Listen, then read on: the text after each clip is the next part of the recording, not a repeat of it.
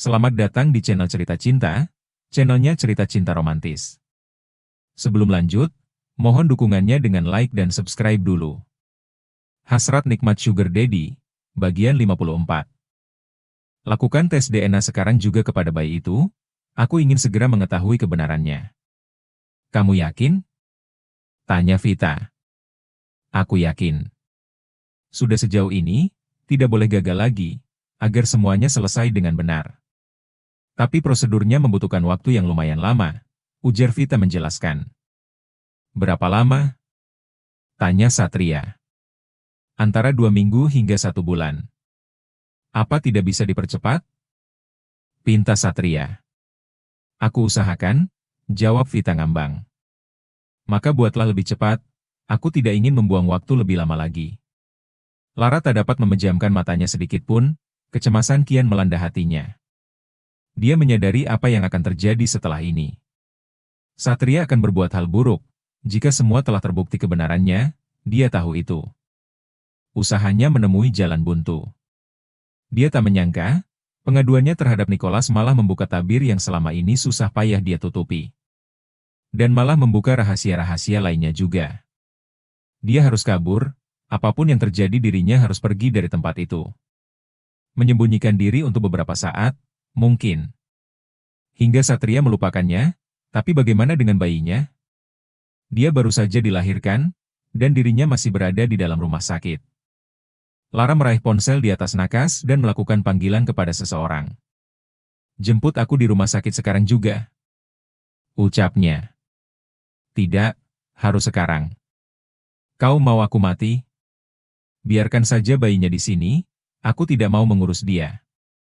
Aku tidak peduli, cepat jemput aku sekarang juga. Ketus Lara, kemudian mengakhiri panggilan. Lara turun dari tempat tidur, mencabut selang infus dari tangannya, lalu berjalan tertatih ke sisi lain ruang rawatnya, dan mengganti pakaian pasien dengan yang tadi siang dia kenakan. Susah payah Lara berjalan mencapai pintu. Waktu sudah menunjukkan pukul 2 dini hari. Rumah sakit sudah sangat sepi, sebagian lampu sudah dipadamkan. Lara mengintip dari balik pintu yang dia buka sedikit, tampak seorang pria tinggi besar tengah berjaga di dekat pintu. Sudah dipastikan, Satria takkan membiarkannya bebas dengan mudah. Lara mencari akal. Jika tidak malam ini, maka tidak ada kesempatan lagi bagi dirinya untuk kabur. Satria benar-benar tidak akan melepaskannya lagi. Entah apa yang akan dilakukan pria itu kepadanya nanti, jika kebenaran yang sebenar-benarnya telah terbuka. Mungkin Satria akan melenyapkannya dengan cara yang sangat menyakitkan. Atau yang lebih parah, pria itu akan membuatnya kembali pada dunia yang telah lama dia tinggalkan, dan Lara tak menginginkan itu, tidak lagi. Susah payah dirinya keluar dari kubangan itu. Dengan menjadikan kenaifan suami dan ayah mertuanya, yang mengira dirinya sebagai penolong Nicholas. Kemudian meminta mereka untuk menebusnya di rumah bordil, tempat dia bernaung selama bertahun-tahun menjalani pekerjaannya sebagai wanita penghibur. Dan menjadikannya sebagai Nyonya Satria, memberikan nama baik baginya, mengangkat dia dari kehinaan. Tapi itu tak lantas membuat dia berpuas hati. Salahmu sendiri tidak pernah menganggap keberadaanku, Satria. Arfan meremat ponsel yang menempel di daun telinganya. Penjaga semalam mengabarkan, Lara tak ditemukan di kamarnya saat pagi hari. Perempuan itu kabur, dengan meninggalkan bayi perempuan yang baru 2 hari dia lahiran. Kerahkan semua orang untuk mencari dia. Geram Arfan, kemudian mengakhiri panggilan. Satria terdiam tanpa ekspresi. Bagaimana kamu bisa lengah, Arfan? Suaranya dingin dan rendah. Dia merebahkan punggungnya pada sandaran kursi. Kelalaian saya, Pak. Bu Lara pasti bisa kita temukan. Jawab Arfan, lalu melakukan beberapa panggilan telepon. Biarkan saja dia, ujar Satria dengan tampak tidak peduli. Maksud Bapak? Arfan mendongak, mengabaikan panggilan yang sudah tersambung. Itu sudah membuktikan banyak hal. Rupanya dia cukup tahu diri, ujar Satria masih dengan suaranya rendahnya. Kita lepaskan Bu Lara. Arfan meyakinkan. Satria terkekeh. Tetap cari dia, tapi jangan ditangkap, awasi saja. Aku yakin, Dia tidak akan berani menampakkan batang hidungnya untuk waktu yang sangat lama. Bapak yakin? Tanya Arfan meyakinkan. Jauhkan saja dia dari pandanganku, atau aku yang akan melenyapkannya sendiri saat dia ada di depanku. Arfan menelan ludahnya kasar. Jauhkan juga dia dari Via dan semua yang berhubungan dengannya. Iya Pak, jawab Arfan mengangguk. Lalu, bagaimana dengan bayinya? Tanya Satria. Bayinya aman, Pak. Dokter Vita sendiri yang menanganinya, jawab Arfan. Baiklah. Satria kembali berkutat pada pekerjaan. Melarutkan pikirannya pada dokumen-dokumen yang menunggu di meja kerja. Setidaknya Larat akan mengganggunya untuk waktu yang lama, dengan meninggalkan bukti yang cukup penting bagi dirinya. Sementara itu, Dikta berdiri di ambang pintu, wajahnya tampak cemberut. Berkali-kali dia mendongak melihat keluar rumah, seperti menanti kehadiran seseorang. Ayo pergi. Ajak Sofia yang baru turun dari kamarnya. Sebentar lagi. Ujar gadis kecil itu menggelengkan kepala. Nunggu apa sih? Tanya Sofia mengerutkan dahi. Ini kesekian kalinya anak itu bersikap demikian. Papi, jawab Dikta menatap wajah ibunya dengan mata bulat yang berkaca-kaca. Tubuh Sofia menegang. Papi udah janji mau anterin aku sekolah hari ini, keluh Dikta merengek. Sofia terdiam, lalu meraih tangan gadis kecil itu untuk keluar dari rumah. Papi nggak bisa anterin kamu lagi sekarang. Papinya sibuk, ujar Sofia menjelaskan. Dikta menggeleng pelan, tapi papi udah janji, jawab gadis kecil itu bergumam, tetesan air baru saja lolos dari pelupuk matanya. Dikta, dengar. Sofia berjongkok di hadapan anak itu, mensejajarkan tubuhnya dengan tinggi badan putrinya. Papi udah nggak bisa sama kita lagi. Dikta harus ngerti, nggak boleh mengharapkan papi datang untuk kita. Tegas Sofia, mengusap air mata yang terus mengalir dari netra putrinya. Tapi papi udah janji. Lagian kenapa sih? Papi kan bukan siapa-siapa Dikta. Gadis kecil itu terus terisak, tapi papi janji. Dikta. Papi bukan siapa-siapa kita. Ujar Sofia mengguncangkan tubuh kecil anak itu, rasa kesal menyeruak begitu saja.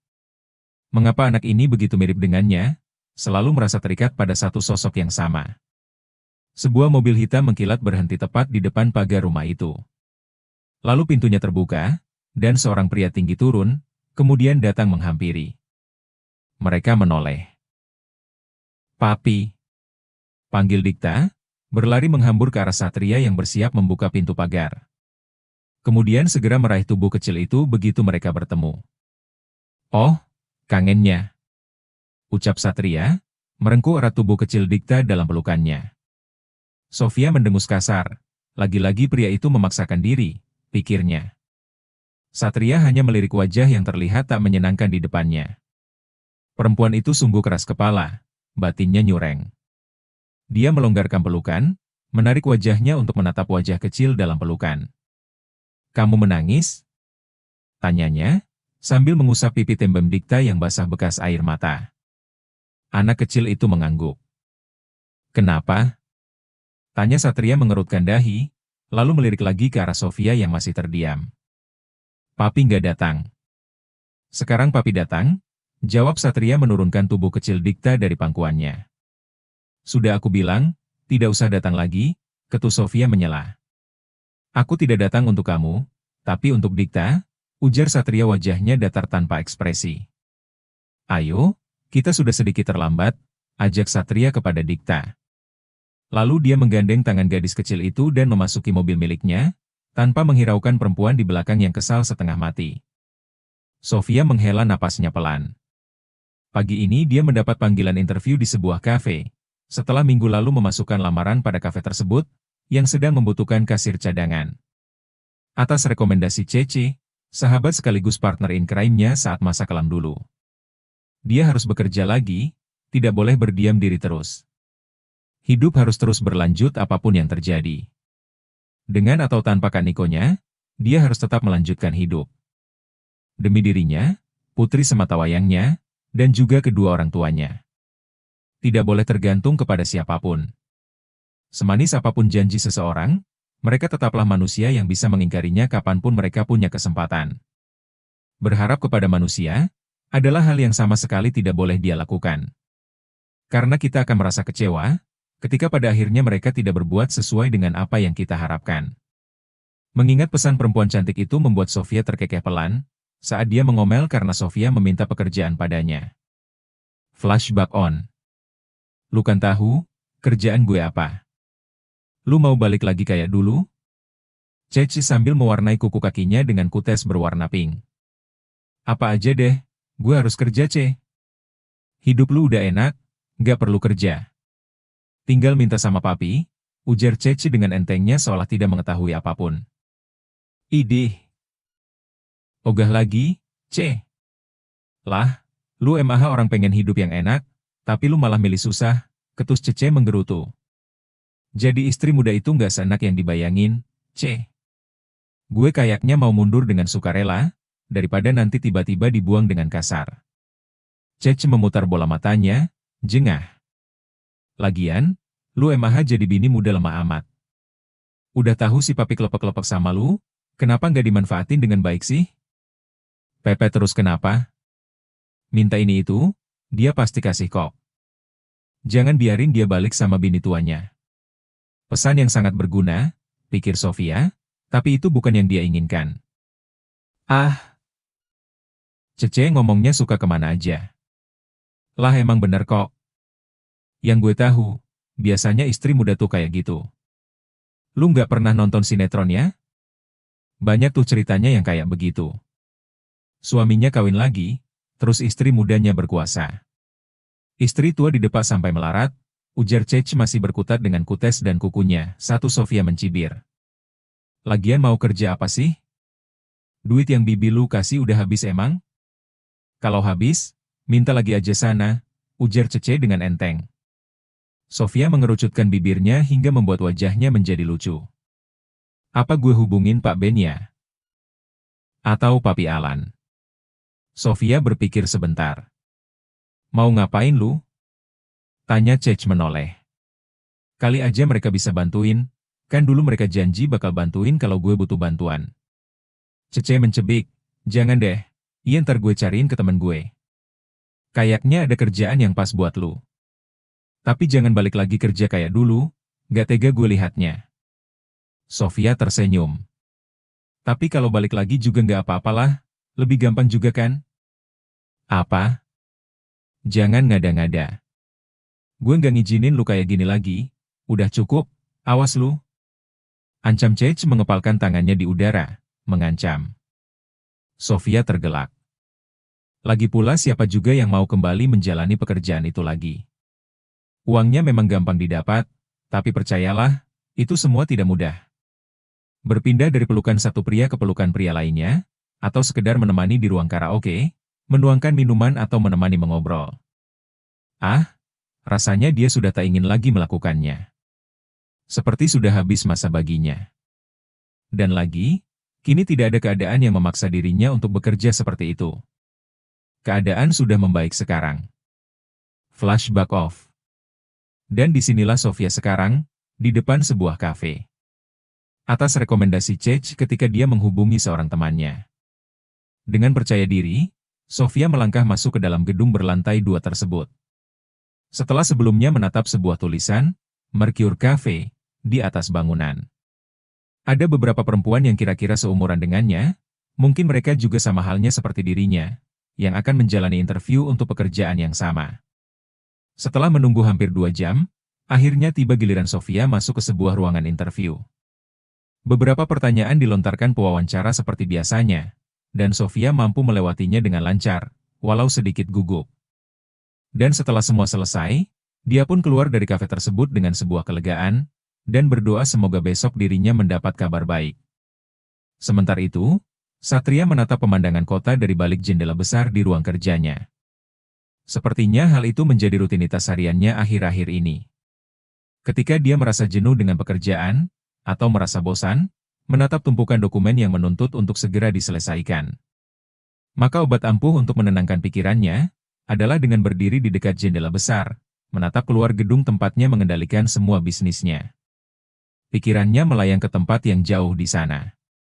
Kepada seseorang yang masih menolak kehadirannya, meski dia telah berusaha sebaik mungkin. Hanya gadis kecil itu yang masih bisa membuat mereka terhubung. Yang tengah mati-matian hubungan itu berusaha diputuskan oleh Sofia. Sepertinya perempuan itu sangat serius dengan ucapannya, dia seperti ingin terus menjauh. Memutuskan segala hal yang berhubungan dengan dirinya. Sebegitu sakitnya hati Sofia, karena ucapan bodohnya waktu itu, dan dia tak bisa berhenti merutuki dirinya sendiri.